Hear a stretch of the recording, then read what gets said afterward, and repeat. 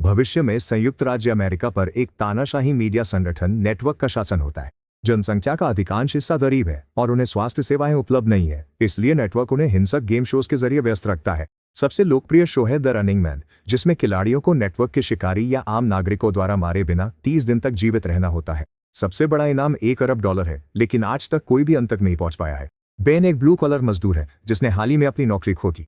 चूंकि वो union activism में शामिल था, उसे भी ब्लैकलिस्ट कर दिया गया और अब कोई भी उसे नौकरी नहीं देता। उसकी बेटी कैथी बीमार है और बेन को दवा खरीदने के लिए बुरी तरह पैसों की जरूरत है। घर पर शीला काम पर देर से आती है और बताती है कि वो बार में एक और शिफ्ट लेगी ताकि ज्यादा पैसे कमा सके, लेकिन बेन को यह ठीक नहीं लगता कि वो इतनी मेहनत करे और वो भी ऐसे घटिया लोगों के बीच। वो ऐलान करता है कि वो एक गेम शो में भाग लेकर घर पैसे लाएगा। हालांकि शीला को यह पसंद नहीं है क्योंकि खिलाड़ियों को हमेशा बुरी तरह चोट लगती है। बेन कसम खाता है कि वो ठीक रहेगा क्योंकि वो किसी शांत गेम शो में हिस्सा लेगा। अपना साधारण मोहल्ला पार करने के बाद बेन ऊपरी वर्ग के इलाके के चारों ओर लगी बाड़ तक पहुंचता है। वो गार्ड से कहता है कि वो नेटवर्क ट्रायआउट्स के लिए आया है और वे उसे अंदर जाने देते हैं। स्टेशन पर गरीब लोगों की लंबी कतार है जो चुने जाने की उम्मीद कर रहे हैं। अचानक एक बूढ़े आदमी की तबीयत खराब होने लगती है, फिर भी वो कसम खाता है कि वो खेल सकता है। जब वो गिर जाता है तो बहन उसे पकड़ लेता है और मदद के लिए चिल्लाता है। गार्ड्स उसे लाइन से बाहर निकलने के लिए डांटते हैं और उसे वापस भेजने के लिए पीटते हैं। फ्रंट डेस्क पर बेन को पता चलता है कि उसकी फाइल पर अनुशासनहीनता के कारण चेतावनी का निशान लगा है, तो वो गुस्से में स्क्रीन पर मुक्का मार देता है। उसे कंगन दिया जाता है और लिफ्ट नंबर 6 में भेजा जाता है, जहां उसके साथी खिलाड़ी टिम और जेनी उसे दोस्ती करने की जिद करते हैं। सभी को एक जैसी वर्दी दी जाती है और उन्हें सीवर में चढ़ाई और दौड़ जैसे कई शारीरिक परीक्षणों से गुजरना पड़ता है। बेन हमेशा टिम को इन परीक्षाओं में बचाने में मदद करता है और उनके ब्रेक के दौरान एक गार्ड उसे सजा देने आता है। हालांकि बेन निडर होकर उसके हमले को रोक देगा। फिर प्रतियोगियों को मनोवैज्ञानिक परीक्षणों से गुजरना पड़ता है, जैसे शब्दों का संबंध जोड़ना और रोषाच चित्र। बेन हमेशा व्यंग्य और तेवर के साथ जवाब देता है, इसलिए मनोवैज्ञानिक निष्कर्ष निकालता है कि वो अब तक का सबसे गुस्सैल खिलाड़ी है।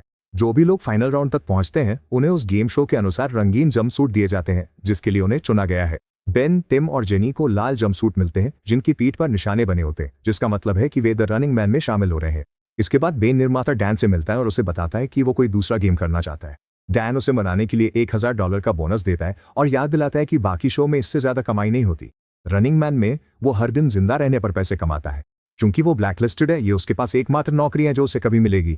अपने परिवार के बारे में सोचकर बेन अनुबंध पर हस्ताक्षर करने का फैसला करता है। फिर बेन द फैमिली अलायंस के एक एजेंट से मिलता है। अनुबंध के हिस्से के रूप में नेटवर्क बेन के परिवार को सुरक्षा प्रदान करता है। उन्हें एक सुरक्षित घर में ले जाया जाएगा और एक नकली नाम दिया जाएगा। बेन खेल शुरू होने से पहले अपने परिवार से मिलना चाहता है, लेकिन उसे केवल एक आखिरी कॉल करने की अनुमति है। बेन शीला को बताता है कि वो रनिंग मैन कर रहा है, लेकिन कसम खाता है कि वो जीतेगा।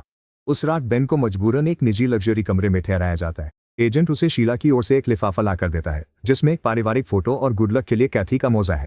अगली सुबह बेन को एक रनिंग बैंड ये जक है। ये ब्रेसलेट उसे उसका बचा हुआ समय और अब तक कमाई गई रकम दिखाएगा। शो शुरू होता है और होस्ट बॉबी बेन को मंच पर बुलाता है। बॉबी भीड़ से झूठ बोलना शुरू करता है, कहता है कि बेन पहले डिफेंस नेटवर्क सिक्योरिटी में काम करता था, लेकिन उसे टॉप सीक्रेट जानकारी बेचते हुए पकड़ा गया। स्क्रीन पर यहां तक कि नकली फुटेज भी चलाया जाता है। बेन इसका खंडन करने की कोशिश करता है, लेकिन बॉबी उसे अनदेखा कर देता है क्योंकि दुनिया मानती है कि रनिंग मैन अपराधियों को सजा देने का मौका है और वे नहीं जानते कि असल में खिलाड़ी मजबूर लोग हैं। आम नागरिकों को भी खिलाड़ियों की लोकेशन नेटवर्क को बताने पर पैसे मिलते हैं।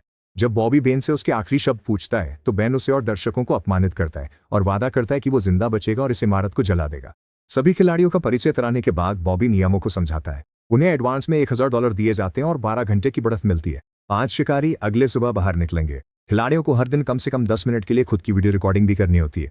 अगर वे निर्धारित डिब्बों में आधी रात से पहले टेप नहीं डालते हैं तो वे आगे की जीत से अयोग्य हो जाते हैं, लेकिन उनका शिकार फिर भी जारी रहेगा। बॉबी जब रहस्यमय शिकारी दर्शकों को दिखाता है तो तीनों खिलाड़ियों को अलग अलग लिफ्टों में बैठाकर एक अंधेरे कमरे में भेज दिया जाता है। वहां उसे कैमरा, कुछ पैसे और सामान्य कपड़े मिलते हैं, तो बेन कपड़े बदलता है और इमारत से बाहर निकल जाता है। वो टैक्सी लेता है और ड्राइवर उसे पहचान लेता है, इसलिए वो सेल्फी मांगता है। जब बेन मना कर देता है तो ड्राइवर गुस्सा हो जाता है और उसे याद दिलाता है कि लोगों के साथ अच्छा व्यवहार करो, वरना वे उसकी शिकायत कर देंगे। बेन बस कार से उतर जाता है और दौड़ने लगता है।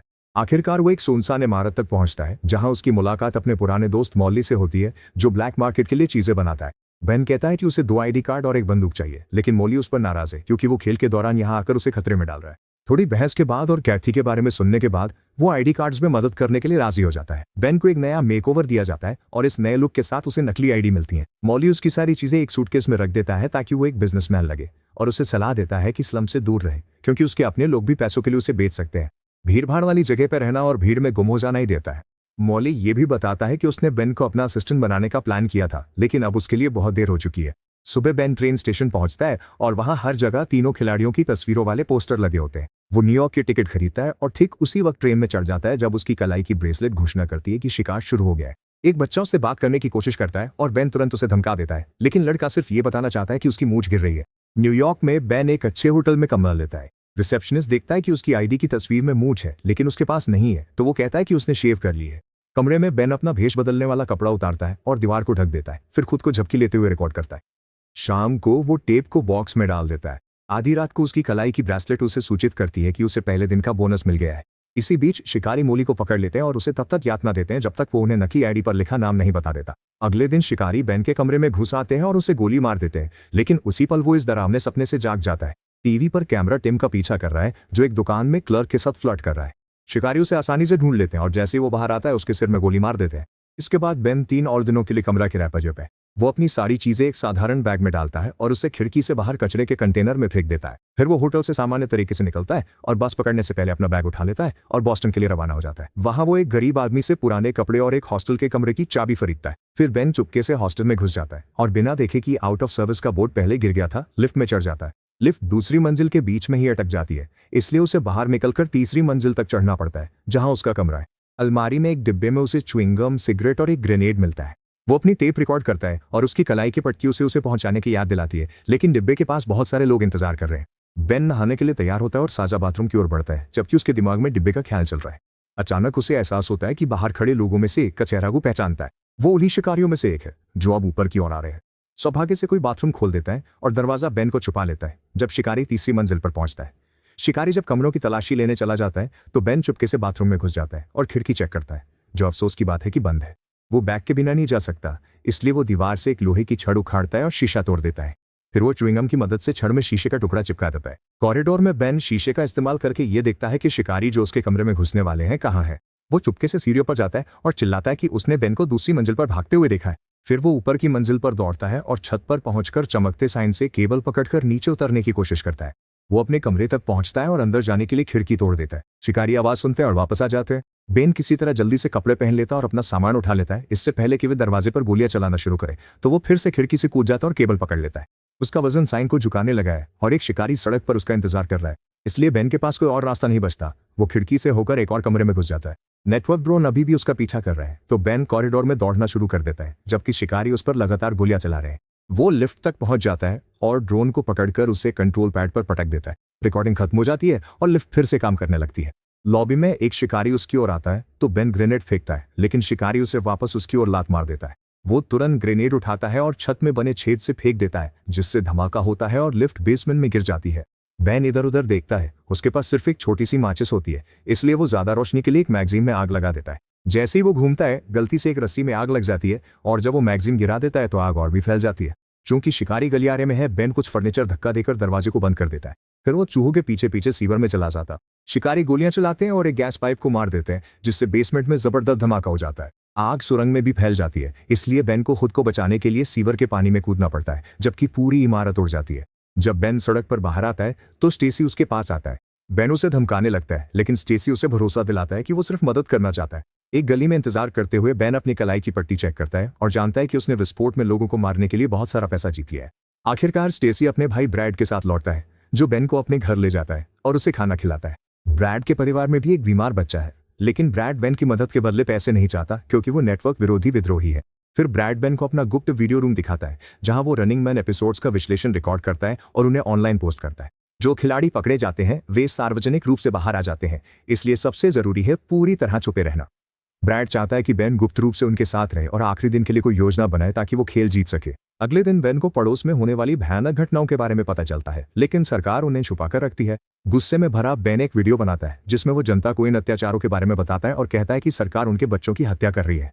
बाद में शो के दौरान बॉबी कई बच्चों के साथ आता है और दावा करता है कि ये वे बच्चे हैं जो उस दुश्मन के धमाके में अनाथ हो गए थे। वो बेन की टेप चलाता है जिससे इस तरह से एडिट किया गया है कि ऐसा लगे जैसे वो इन बच्चों का मजाक उड़ा रहा। बेन समझाने की कोशिश करता है कि ये नकली है, लेकिन ब्रैड की मां घृणा से भर जाती है और उसे घर से निकाल देती है। ब्रैड और स्टेसी अब भी मदद करने के लिए दृढ़ है, इसीलिए वे बेन को अपनी कार की डिक्की में छुपा देते हैं और वहां से निकल जाते हैं। अचानक कार तेज चलने लगती है और डिक्की पर गोली लगती है क्योंकि 2 बाइक उनका पीछा कर रही होती है। बेन डिक्की खोलता है और एक औजार बाइक सवार के चेहरे पर फेंकता है, जिससे वो दुर्घटनाग्रस्त हो जाता है। बाकी बाइक सवार फायरिंग शुरू कर देते हैं तो बेन फिर से छुप जाता है और ब्रैड कार रोक देता है। बाइक सवार समय पर नहीं रुक पाते और वे कार से टकरा जाते हैं। तो ब्रैड जल्दी से दोनों के ऊपर से कार चला देता है ताकि उन्हें बाहर कर सके। इसके बाद ब्रैड बेन को शहर के बाहर छोड़ देता है और उसे एक बंदूक के साथ अपने दोस्त एल्टन का पता लिखा हुआ कार्ड भी देता है। थोड़ी सी ट्रेन यात्रा के बाद बेन एक और होटल में छुपा हुआ है और टीवी पर अपनी ताज़ा रिकॉर्ड की गई टेप देख रहा है। क्योंकि उसे पता है कि वे सब कुछ एडिट कर देंगे, उसने बस खुद को किताब पढ़ते हुए रिकॉर्ड किया था।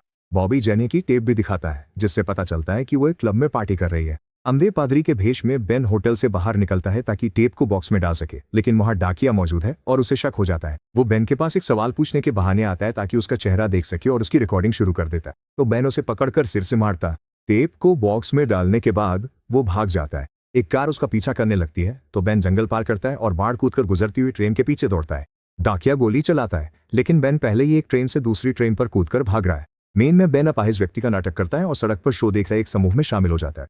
जेनी एक कैसीनो में मिल जाती है और वो लगभग कार से भागने ही वाली थी, लेकिन दुर्भाग्यवश दो किशोर उसके वाहन में आग लगा देते हैं और उसे मार डालते हैं। कुछ ही पलों बाद बेन आखिरकार एल्टन से मिलता है। वो अपनी माँ के साथ रहता है, लेकिन वो कसम खाता है कि उसकी माँ मानसिक रूप से ठीक नहीं है, इसलिए वे उसे नजरअंदाज कर सकते हैं। एल्टन बेन को अपने गुप्त कमरे में ले जाता है जहां वो नेटवर्क विरोधी न्यूज़लेटर छापता है। उसके पिता पुलिस में थे, लेकिन जब उन्होंने सिस्टम के खिलाफ बोला तो उनके ही साथियों ने उन्हें मार डाला। तभी से एल्टन एक विद्रोही बन गया है। वो ये भी समझाता है कि पूरे देश में स्ट्रीट लाइट्स में ऐसे स्कैनर लगे हैं जो डीएनए के तारों की पहचान कर सकते हैं, इसलिए बेन को भूमिगत छिपना चाहिए।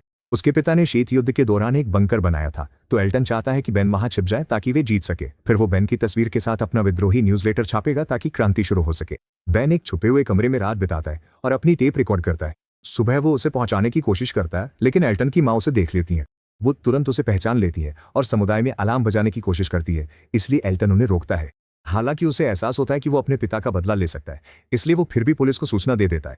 जल्दी घर को चारों ओर से घेर लिया जाता है और हर दीवार से गोलियां चलने लगती हैं। माँ पुलिस को बताने की कोशिश करते हैं कि वो कहाँ है, लेकिन एल्टन उन्हें बंद कर देता है और अपने भूमि ट्रैप सक्रिय कर देता है। जब पुलिस अंदर घुसती है तो एल्टन फर्श पर पड़े बिजली के तारों पर पानी डालता है, जिससे कुछ अफसर करंट लगने से झुलस जाते हैं। फिर वो और बेन गुप्त कमरे की दीवार से भाग जाते हैं और जब पुलिस पीछा करने की कोशिश करती है तो जाल उन पर रसायन फेंकता है और उन्हें आग लगा देता है। सीढ़ियों में एक और जाल है जो लकड़ी को तोड़ देता है और पुलिस वालों को नीचे गिरा देता है। फिर एल्टन बेन को बाथरूम में ले जाता है और वे शावर में लगे एक पोल से नीचे फिसल जाते हैं। अगले कमरे में एल्टन फर्श पर छुपा हुआ दरवाजा दिखाता है और वे एक सुरंग में उतर जाते हैं। दुर्भाग्य से एक शिकारी वहां इंतजार कर रहा होता है और वो एल्टन को चाकू मार देता है। फिर बेन के पीछे भागता है। एक लड़ाई शुरू हो जाती है और बेन का हाथ कट जाता है, इससे पहले कि वो दुश्मन को निहत्था कर दे।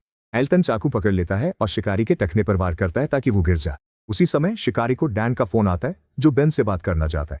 जब बेन पूछता है कि वे अपनी तकनीक से पूरा शो नकली क्यों नहीं बना लेते, तो डैन समझाता है कि उन्होंने कोशिश की थी, लेकिन कंप्यूटर से बनाए गए लोग असली लोगों जितने मनोरंजक नहीं होते। फिर डैन उससे कहता है कि वो शिकारी को मार डाले ताकि ड्रोन इसे रिकॉर्ड कर सके और रेटिंग्स बेहतर हो सके। इसके बजाय बेन ड्रोन को गोली मार देगा। इसके बाद एलियट और बेन एक वाहन में दरवाजा तोड़कर बाहर निकलते हैं। वे जंगल में पहुंचते हैं और देखते हैं कि एक हेलीकॉप्टर उनका पीछा कर रहा है, इसलिए एल्टन बेन से कहता है कि वो उसे ध्यान भटकाने के लिए छोड़ दे और खुद शेल्टर की ओर भाग जाए। दुर्भाग्य से हेलीकॉप्टर में बैठे स्नाइपर एल्टन के सिर में गोली मार देता है। अब दो शिकारी उसे घेर लेते हैं, लेकिन वे गोली नहीं चला सकते क्योंकि उन्हें आदेश मिला है कि उसे जिंदा पकड़ा जाए ताकि उसे लाइव टीवी पर फांसी दी जा सके। वाहन विस्फोटकों से भरा हुआ है, इसलिए बेन पुल से होकर गाड़ी चलाता है और ठीक उस समय कूद जाता है जब कार एक शिकारी से टकराती है, जिससे एक बड़ा धमाका होता है। बेन नदी में गिर जाता है, जबकि उसकी कलाई पर बंधी ब्रेसलेट उसे एक शिकारी को मारने के लिए बड़ा बोनस देती है। गांव के रास्ते छुपते छुपाते बेन आखिरकार बंकर के स्थान पर पहुंचता है, लेकिन उसे पता चलता है कि सरकार ने वहां एक नया शहर बनाने के लिए बंकर को नष्ट कर दिया है। वो एक सुनसान घर में रात बिताता है और अपने परिवार के बारे में सपना देखता है, जिससे उसे खेल जारी रखने की प्रेरणा मिलती है। जब पुलिस उस घर तक पहुंचती है तो उन्हें बेन की ताजा रिकॉर्ड की गई टेप और एक संदेश मिलता है जिस पर लिखा होता है, तुम इसे भेजो। सड़क के बीचों बीच बेन पहली गुजरती कार की खिड़की तोड़ता है और उसमें घुस जाता है। वो अमेलिया को धमकाता है कि वो जितना तेज हो सके गाड़ी चलाए, जबकि ड्रोन और पुलिस उनका पीछा कर रहे होते हैं। कई गाड़ियों को चकमा देने के बाद वो अचानक मोड़ लेती है और विपरीत दिशा वाली सड़क में घुस जाती है, जिससे वे कुछ समय के लिए अपने पीछा करने वालों से बच जाते हैं। सफर के दौरान अमेलिया बेन को तरह तरह की गालियां देती है। बेन उसे अपने परिवार की एक तस्वीर दिखाता है और नकली वीडियो में खिलाड़ियों के बारे में सच्चाई बताता है। अचानक कार का एआई हैक हो जाता है और गाड़ी को जबरन रोक दिया जाता है। दो देहाती उन्हें पकड़ने की कोशिश करते हैं, लेकिन एक ड्रोन उन पर गोलियां चलाता है और उनकी ट्रक को उड़ा देता है, जिससे साफ है कि डैन चाहता है कि बेन जिंदा रहे ताकि वो और भड़काऊ बातें कर सके।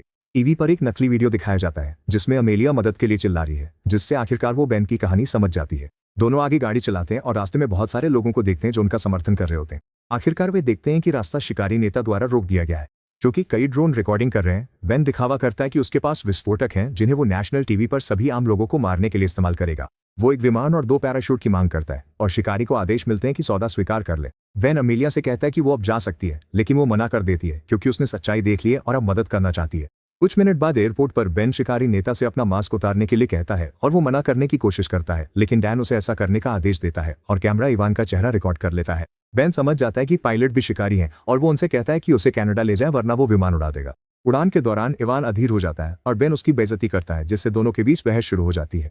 जब वे हिंसक होने ही वाले होते हैं, अमीलिया बम को लेकर डरी हुई होने का नाटक करती है ताकि वे रुक जाए। अचानक डैन एक स्क्रीन पर दिखाई देता है और समझाता है कि उसकी टीम ने विमान को स्कैम कर लिया है, इसलिए उन्हें पता है कि वहां कोई विस्फोटक नहीं है। इवान बैम को गोली मारने के लिए तैयार हो जाता है, लेकिन पायलट अपनी बंदूकें उसकी ओर तान देते हैं और डैन उसे डांटता है क्योंकि वो चाहता है कि ये मौत शो में दिखाई जाए। इसके बाद डैन बेन से निजी बातचीत करता है और उसे एक सौदा पेश करता है।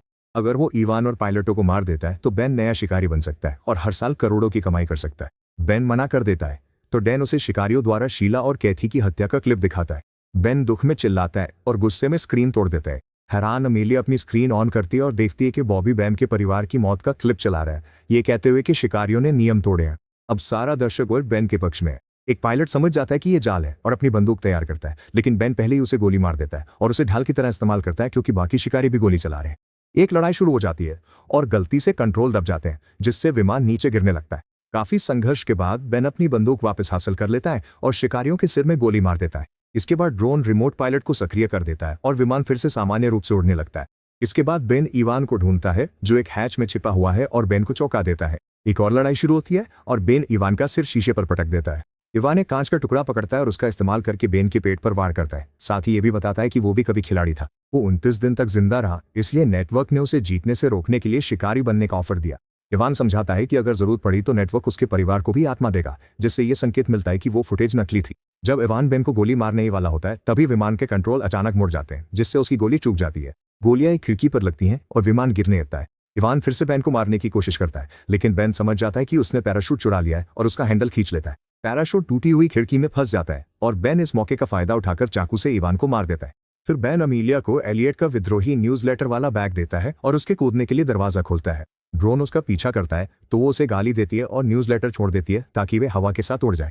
टीवी पर डैन घोषणा करता है कि बेन अब नया शिकारी है। बेन कैमरे से बात करता और अपनी बेटी के साथ हुई स्थिति को समझाता है। वह दर्शकों से कहता है कि नेटवर्क समाज को नियंत्रित करता है, इसलिए असली समाधान है देखना बंद करना और जिम्मेदार लोगों के पीछे जाना।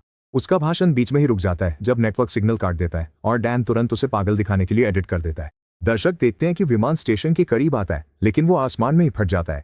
कुछ समय बाद ब्रैड एपिसोड का विश्लेषण करता और बताता है कि इसमें इतनी ज्यादा असंगतताएं हैं कि जो कहानी उन्होंने देखी उस पर विश्वास करना मुश्किल है। लोग गुस्सा हो जाते हैं और विमान का ब्लैक बॉक्स निकाल लाते हैं, जिससे असली फुटेज ऑनलाइन लीक हो जाती है। बेन के भाषण और एलियट के न्यूज़लेटर्स की वजह से समाज आखिरकार क्रांति का समर्थन करता है और अब वे नेटवर्क के खिलाफ जा रहे हैं। ब्रैड ने यह भी पता लगाया है कि विमान की ऑटो इजेक्ट सीट गायब है, इसलिए हो सकता है कि बेन अभी भी जिंदा हो।